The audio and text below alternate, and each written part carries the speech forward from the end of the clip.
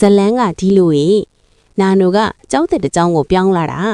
အဲ့ဒီကြောင်းမှာနနိုင်ဆိုတဲ့ကောင်လေးကနမေကြီး play point ပေါ့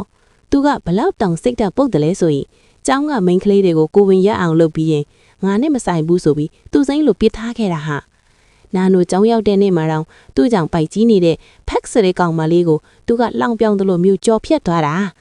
နာနိုကဒါကိုမြင်ပေါ်ပြီးဒီကောင်တော့ငါနဲ့တွေ့ပြီဆိုပြီးထင်ကန်းစာပေးဖို့စုံဖြတ်လိုက်တာပေါ့နနိုင်နဲ့သူ့တငယ်ချင်းဂျန်တော့ကနာနိုကိုမြင်တော့နောက်ထပ်အမျက်ထုတ်ရမယ့်ပြစ်မှတ်ထီသဘောကျသွားကြတာတကြောင်းလုံးကကျောင်းသားတွေကပါနနိုင်ကနာနိုကိုဘယ်နည်းရက်အတွင်းအိတ်နိုင်မလဲဆိုပြီးလောင်းကြီးတွေထက်ကြတာဟေ့နာနိုကလည်းမတိချင်အောင်ဆောင်ပြီးနနိုင်နဲ့ရောရောနှောနှောနေပြတာပေါ့၃ရက်မြောက်တဲ့နေ့မှာသူတို့နှစ်ယောက်အဝတ်လဲကန်းတက်မှနန်းကြပြီးအတူအိတ်ခဲကြတယ်ဟာနနိုင်ကတော့သူနိုင်ပြီဆိုပြီးဂျန်ကိုဂယူစွာနဲ့ကြွားနေတာဒါပေမဲ့အတန်းထဲမှာလောင်းကြီးနိုင်တဲ့သူကိုကြင်ညာတော့အံ့ဩစရာကြီးဟာနာနိုကိုယ်တိုင်ဖြစ်နေတာနာနိုကအချိန်အတေးကြကိုလောင်းထားတာလေသူကပတ်စံတွေကိုယူပြီးနေအကစားခံလက်ရပြီလို့ပြောပြီးနနိုင်ကိုလူပုံအလဲမှာအဆက်ခွဲလိုက်တာအဲ့ဒီနောက်ပိုင်းမှာနနိုင်ကတူးထူးဆန်းဆန်းတွေဖြစ်လာတာဟာအစားတောက်တွေပြက်မူးဝေပြီးအော့အားလာတာသူလဲကြောက်ကြောက်နဲ့ဆရာဝန်စီသွားပြလိုက်တော့ဆရာဝန်ပြောတဲ့စကားကြောင့်တကဘာလုံးမောင်းအတိကျသွားတာပဲသူကကြားမော့အင်္ဂါနှမျိုးလုံးပါသူဖြစ်နေပြီအခုကိုဝင်16ပတ်ရှိနေပြီတဲ့အေး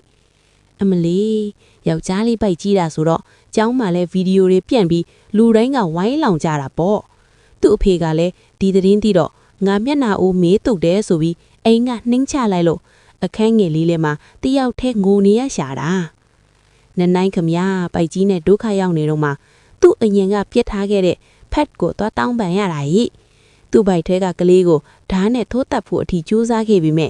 ကလေးရဲ့လှုပ်ရှားမှုကိုခံစားမိတော့မလွတ်ရတော့ဘူးဟာနောက်ဆုံးကလေးမွေးတဲ့အချိန်မှာနာနိုကဆရာဝန်အဖြစ်ဟန်ဆောင်ပြီးကလေးမွေးပေးတာနနိုင်နိုးလာတဲ့အခါကလေးလေးကိုမြင်တော့မှသူလုတ်ခဲ့တဲ့အမားတွေကိုတကယ်နောင်တရသွားတာ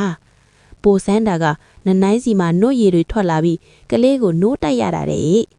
နာနိုကတော့တကယ်ကိုအောက်ထပ်နှိမ်တင်းခင်းစာပေးလိုက်တာပဲနောက်ဆုံးမှာနနိုင်ကနာနိုကိုနောင်တရကြောင်းနဲ့ပြန်လာဖို့တောင်းပန်မိမဲ့နာနိုကတော့အေးဆက်ဆက်ပြီးသူကနေနောင်တရတာနောက်ကျသွားပြီဆိုတဲ့ပုံစံမျိုးနဲ့ထွက်သွားတာဒါပေမဲ့ဇလန်းအဆုံးမှာနာနိုခေါင်မိုးပေါ်တက်သွားတော့နေရန်မှာသွေးတောင်စာလုံးတွေနဲ့ see you soon မကြခင်ပြန်တွေ့မယ်ဆိုတာရေးထားတာတွေ့လိုက်ရတယ်နာနိုရဲ့ဓာတ်ပုံတွေကိုလည်းချိရပရက်ပြားနဲ့ကတ်ထားတာဆိုတော့နာနိုကိုရန်ဆက်မဲ့သူနှုတ်တယောက်ရှိနေပြီဆိုတာတိတာနေတယ်ဟဲ့ကဲဘလို့လဲငါပြောတဲ့ဇလန်းကစိတ်ဝင်စားဖို့ကောင်းရဲ့လားလူရင်တူရှင်းထိမိနေတဲ့ဇလန်းကောင်းတွေကိုငါကအမောကန်ပြီးတော့အမြဲတမ်းပြောပြောပေးနေအောင်ပါဟဲ့